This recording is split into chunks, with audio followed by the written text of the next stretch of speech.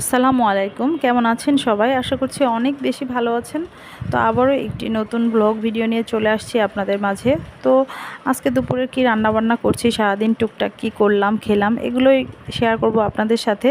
তো দুপুরে ঘুম থেকে উঠতে উঠতে একটু দেরি হয়ে গেছে। দুপুরে বললাম এই কারণে যে সকালে আমি অলরেডি একবার উঠেছি, উঠে আমি আর মুশফিক কিছু নাস্তা করেছি, হালকা চাপড়ি করেছিলাম, চা, ডিম ভাজা, এগুলো খেয়ে তারপর আমরা মা ছেলে আবার 11টার দিকে ঘুমিয়েছিলাম। তো উঠতে উঠতে 1টা 1:30 বেজে গেছে।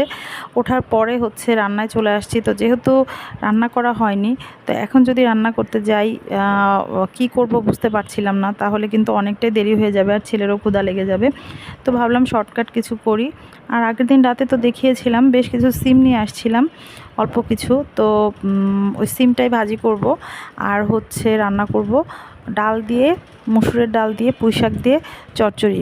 পুঁই শাক নিয়ে আসছিলাম আগের দিন রাতে। তো এই তো হাতে মেখে এক চুলাতে আমি পেঁয়াজ আর কাঁচামরিচ দিয়ে, লবণ, হালকা হলুদ দিয়ে সিম ভাজিটা বসিয়ে দিয়েছি। আর আরেক চুলাতে আমি পুঁই শাক দিয়ে, ডাঁটা দিয়ে হাতে মেখে চচ্চড়িটা বসিয়ে দিয়েছি। এখানে কিন্তু তেমন কিছুই দেইনি, অল্প পরিমাণে তেল, রসুন, পেঁয়াজ দিয়ে আমি হাতে মেখে চচ্চড়িটা বসিয়েছি। আর একটুখানি গুঁড়ো মরিচের গুঁড়া দিয়েছিলাম,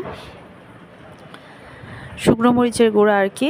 তো এই তো আমার রান্নাটা কিন্তু হয়ে গেছে। আর এটা যে কী টেস্টি হয়েছিল মাশাল্লাহ, খেতে না খেলে বোঝাতে পারবো না। আর এটা দেখে এখনও আমার জিভে পানি চলে আসছে, অনেক বেশি মজা হয়েছিল এটা খেতে।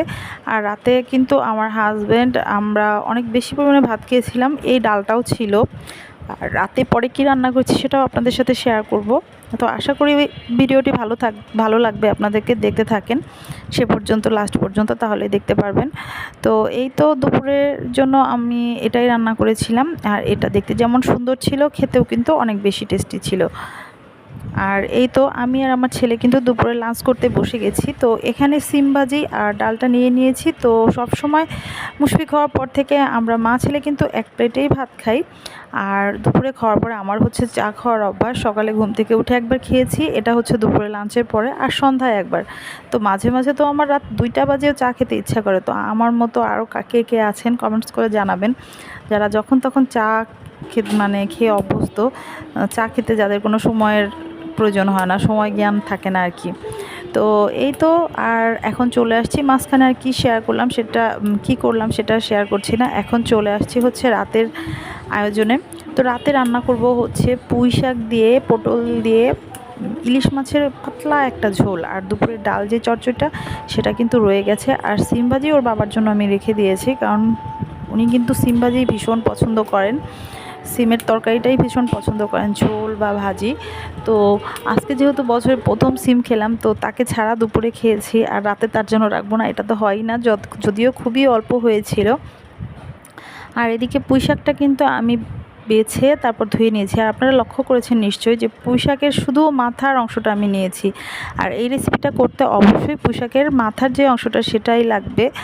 আর খুব অল্প পরিমাণে দিতে হবে, অনেক বেশি হিবিজিবি সবজি দেওয়া যাবে না, তাহলে কিন্তু ভালো লাগবে না। এই রেসিপিটা আমি প্রথম খাই বলতে অনেকবারই তো খেয়েছি, আমার মাও রান্না করে, সবাই খেয়েছেন। বাট আমার যেদিন ভালো লেগেছিল তখন অনেক বছর আগের কথা, আপনার ভাইয়া আর আমি আমাদের এক ফ্রেন্ডের বাসায় গিয়েছিলাম। তো সেখানে গিয়ে সে আন্টি দুপুরে লাঞ্চ করিয়েছিল আমাদেরকে এই ইলিশ মাছ আর এই পুঁই শাকের, ওনার যে বাসার কি বলে ওইটাকে, উনি যে লাগিয়েছিল আর কি, ওনার হাতের পুঁই শাক এবং পটল দিয়ে এই ইলিশের পাতলা ঝোল। যদিও ইলিশটা অনেক বেশি বড় ছিল না, বাট এত মজা হয়েছিল, দুপুরে লাঞ্চ করেছিলাম। তো তারপর থেকে আমি যখনই ওই রেসিপিটা করি আন্টির, তো আমার ছেলে মাশাল্লাহ এত বেশি পছন্দ করে এই পুঁই শাকের রেসিপিটা, কি বলবো, পুঁই শাক আর পটলের রেসিপিটা। তো লাস্ট 1 মাস মুশফিক ঠিকমতো ভাত খায়নি, কিন্তু আজকে এই তরকারিটা রান্না করার পরে সে একদম তৃপ্তি করে ভাত খেয়েছে, দেখেই আমার মন শান্তি হয়ে গেছে। কারণ বাচ্চা যখন খেতে পছন্দ করে, সেই বাচ্চা যখন খেতে পারে না ঠিকমতো, তখন কিন্তু মায়ের খুব বেশি খারাপ লাগে। আমারও তাই হচ্ছিল লাস্ট 1 মাস। তো আজকে আমার ছেলেটা খুব পছন্দ করে ভাত খেয়েছে, দেখে আমার খুব ভালো লাগছে। আর এই যে পটলের খোসাগুলো, এটা কিন্তু আমি ফেলছি না, এটা কিন্তু তুলে রাখবো, সব সময় আমি এটাই করি, পটলের খোসাগুলো আমি জমিয়ে রাখি। আর এটা দিয়ে খুব সুন্দর একটা রেসিপি করি, তো আমি যদি করি আপনাদের সাথে শেয়ার করব। আর বেশ কয়েকটা ভর্তার মধ্যে এটা আমার খুব পছন্দের একটা ভর্তা। তো করি আর না করি এটা কিন্তু রেখে দিই, আমি সময় সুযোগ পেলেই করে খাই। আর এটা খেতে ভীষণ ভালো লাগে। তো এখন কিছু কাঁচামরিচের বোটা ছাড়িয়ে নিচ্ছি। আর এই রেসিপিটা করতে শুকনো মরিচের গুঁড়ার থেকে কাঁচামরিচটা দিলেই বেশি ভালো লাগে, পাতলা তরকারি যেহেতু। আর ইলিশ মাছ কিন্তু খুব বেশি মশলা দিলে ভালো লাগে না। অনেকে হয়তো বা আদা রসুন জিরা এগুলো দিয়ে থাকবেন, বাট আমার আম্মু কখনোই ইলিশ মাছে পেঁয়াজ কাঁচামরিচ শুকনো মরিচের গুঁড়া এগুলো ছাড়া অন্য কিছু আমরা ইউজ করি না। আর ওটা খেতেও ভালো লাগে। ইলিশ মাছ যত হালকা মশলা করা যায় তত বেশি খেতে ভালো লাগে। সব তরকারিতে মশলা বেশি দিলে ভালো লাগে না, এতে তার নিজস্ব যেই স্বাদটা সেটা কিন্তু নষ্ট হয়ে যায়। তো এই তো আমি প্রথমে হালকা একটু পেঁয়াজ আর কাঁচামরিচ, একটু শুকনো মরিচের গুঁড়া, একটু হলুদ এগুলো দিয়ে পটলটা দিয়ে কষিয়ে নিচ্ছি। আর মোটামুটি কষানো হয়ে গেলে পুঁইশাকগুলো আমি দিয়ে দিলাম। যেহেতু পুঁইশাকগুলো খুবই কচি ছিল আর মাথার দিকের, তো এটাকে আর আলাদা ভাপে দেওয়ার কোনোই দরকার নেই। যদি পুঁইশাকগুলো একটু বেশি বাতি টাইপের হতো তাহলে কিন্তু একটু ভাপে দিয়ে নিলেই ভালো হয়।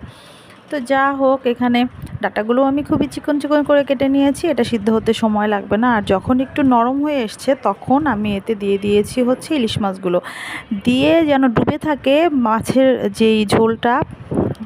তো এই ঝোলটার মধ্যে যেন মাছটা ডুবে থাকে, যেন লবণ আর ঝালটা প্রপার ওয়েতে ঢুকতে পারে মাছের মধ্যে, এমনভাবেই কিন্তু কষাতে হবে।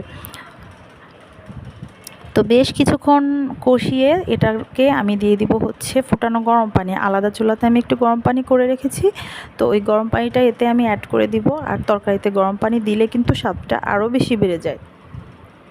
তো দেখতে পাচ্ছেন আমার ক্যামেরাটা কিন্তু ঘোলা হয়ে গেল, তার মানে আমি গরম পানি দিয়েছি আর ভাপটা উঠে আসছে আর ক্যামেরাটা কিন্তু এই তো একটু ঘোলা ঘোলা হয়ে গেছে। তো এখন একটু বেশ কিছুক্ষণ জাল করে দিলে কিন্তু আমার তরকারিটা রান্না হয়ে যাবে। পছন্দ মতো ঝোল রেখে আমি চুলাটা বন্ধ করে দিব, এটাতে আর কোনো কিছুরই প্রয়োজন নেই। আর এই তরকারিটা আপনারা করে দেখতে পারেন, খেতে কিন্তু অনেক বেশি ভালো লাগে। এই আর কি। আর আজকের ভিডিওটা আর খুব বেশি বড় করব না। গতকাল রাতে নিয়ে আসছিলাম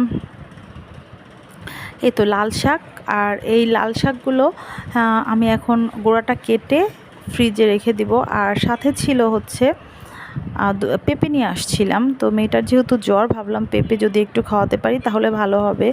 ছোট বাচ্চা মানুষ কিছু বলতে পারছে না, ভয়ও লাগে আর কি। তো যাই হোক, আর ছিল লেবু। তো আজকের ভিডিওটা আমি এ পর্যন্তই রাখছি। আশা করি আপনারা অনেক বেশি ভালো থাকবেন আর আমাদের জন্য দোয়া করবেন। আল্লাহ হাফেজ।